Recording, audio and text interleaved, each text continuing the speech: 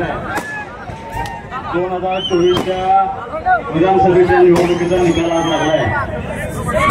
खानापूर आटपाडी विधानसभा मतदारसंघामध्ये ऐतिहासिक असा विजय आपल्या सर्वांच्या प्राप्तीमुळे मला या ठिकाणी मिळालेला आहे.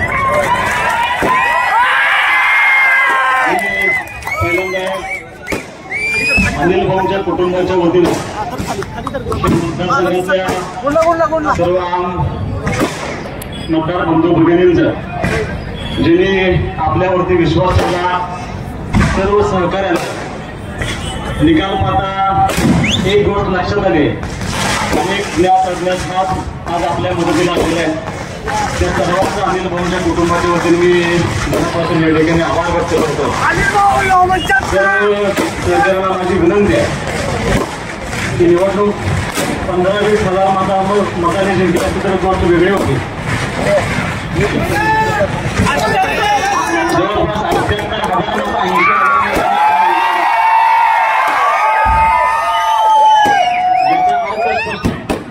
की आपल्याला खानापूर आटपाडी विजापूर मतदारसंघातल्या सर्व जनतेनं गट तट विसरून सगळ्या पक्षाचे बंधनं विसरून आपल्या पाठीमागं ताकद उभी करण्याची निर्णय घेतला होता.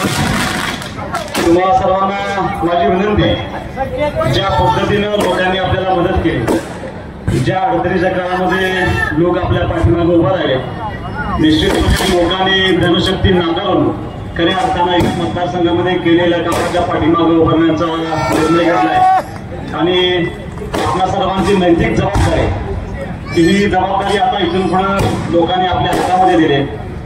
मी याच ठिकाणावरून मतदानाच्या आदल्या दिवशी सांगितलं होतं की उद्यामध्ये सुहासबाबत लीड जाणार आहे.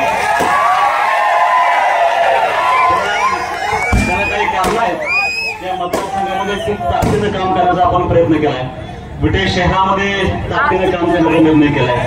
लोकांनी खूप मोठं मॅन्डेट आपल्याला दिलं. त्या मॅन्डेटचा आदर राखून तुम्हाला सर्वांना माझी विनंती आहे, आपण जो आनंद साजरा करतोय तो आनंद साजरा करत असताना आपल्यामुळं कुणालाही त्रास झाला नाही पाहिजे. ती भूमिका तुमच्या आमच्या सर्वांनी घेतली पाहिजे. इथून जाताना आता इथं आपण शेवट करतोय, मी अजून आटपाडीला जाणार आहे. तुम्हाला सर्वांना विनंती आहे, शांतपणे आपण सर्वांनी घरी जायचंय. जो आदेश लोकांनी दिलाय तो खूप मोठा दिलाय, त्यामुळं आपल्यावरती प्रचंड मोठी जबाबदारी सगळ्या मतदारसंघांना आपल्या सर्वांच्या वरती ठेवली. ती जबाबदारी त्या 5 वर्षामध्ये पार पाडणं आपल्या सर्वांचे नैतिक कर्तव्य आहे.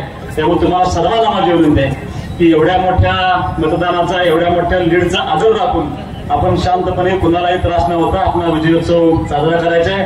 मी छत्रपती शिवाजी महाराजांच्या पुतळ्यासमोरून बोलतोय. तुम्हाला एवढंच आम्ही वचन देतो की जो मला एवढं प्रचंड प्रेम मिळालंय, मी प्रत्येक मनोगतामध्ये सांगायचो की कुणाला तरी माझ्या वडिलांची भूमिका पार पडावं लागेल, कुणाला तरी माझ्या आईची भूमिका पार पडावं लागेल. पोरकं झाल्यासारखं वाटत असताना त्या मतदारसंघानं आई वडिलांचं प्रेम देण्याचा निर्णय माझ्या पाठीमागे उभा केला. तुम्ही सर्वांनी 1 महिना झाला मी तुम्हाला सर्वांना बघतोय. तुम्ही तहान भूक झोप भरपूर माझ्यासाठी काम करताय. तुमचं सगळ्यांचं आमच्या दोघा भाऊभावांच्यावरती आणि अख्ख्या कुटुंबावरती खूप मोठा उपकार आहे. त्या उपकारातून उतराई होण्यासाठी आम्ही दोघंही आयुष्यभर तुमचे निस्सीम भावनेनं समर्पित भावनेने येथून पुढे काम करणे, सेवा करण्याची जबाबदारी तुम्हाला सर्वांना विनंती आहे. तुमच्या सर्वांचा आभार मानतो आणि अत्यंत साधेपणे, कारण निवडणूक झाली असती, तुम्ही टंका केला तर गोष्ट वेगळी होती. मग निवडणूक एकतर्फी झाली.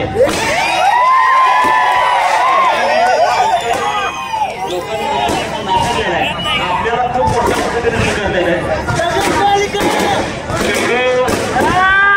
जेवढं आपल्याला लीड मिळाले तेवढे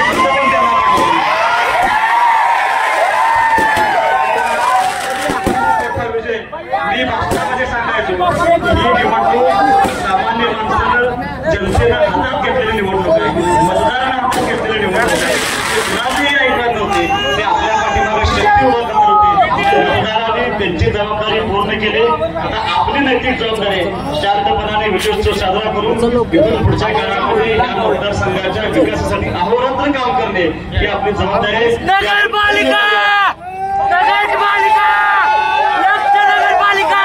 विटेकरांचा जो आदेश आहे, विटेकरांचा आदेश हा विधानसभेसाठी नाही, तो नगरपालिका